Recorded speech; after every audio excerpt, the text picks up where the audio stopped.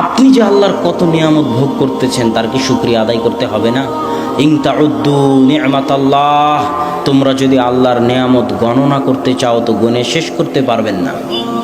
আমি আপনাকে একটা নিয়ামতের কথা বলি, এই যে মোবাইলগুলো চলতেছে, এই মোবাইলগুলোতে মেগাপিক্সেল আছে ক্যামেরায়, 8 মেগাপিক্সেল, 16 মেগাপিক্সেল।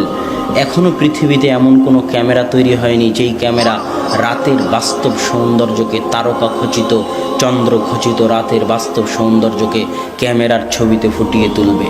ইন্টারনেটে রাতের যত ছবি আছে সব ফটোশপ করে আঁকানো, বাস্তব ক্যামেরার কোনো ছবি নাই। কেননা ক্যামেরা এখনও অত মেগাপিক্সেলের হতে পারেনি যত মেগাপিক্সেল দিলে রাতের আকাশকে সুন্দর করে ধরা যায়। পৃথিবীতে সর্বোচ্চ মেগাপিক্সেলের ক্যামেরা 50, আর আল্লাহ মানুষের চোখে দিয়েছেন 570 মেগাপিক্সেল। আল্লাহু আকবার। এই জন্য মানুষ এই চোখ দিয়ে রাতের আকাশকে উপভোগ করতে পারে।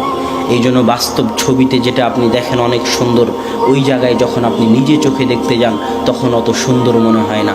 কেননা যেই ক্যামেরা দিয়ে তোলা হয়েছিল তার পাওয়ার ছিল কম, আর আল্লাহর দেওয়া যে ক্যামেরা দেখতেছে আর পাওয়ার হচ্ছে বেশি। এই জন্য ভুল ত্রুটি, খুঁটিনাটি, খুঁতগুলো ওই চোখের সামনে ধরা পড়ে যায়, এই জন্য অত ভালো লাগে না।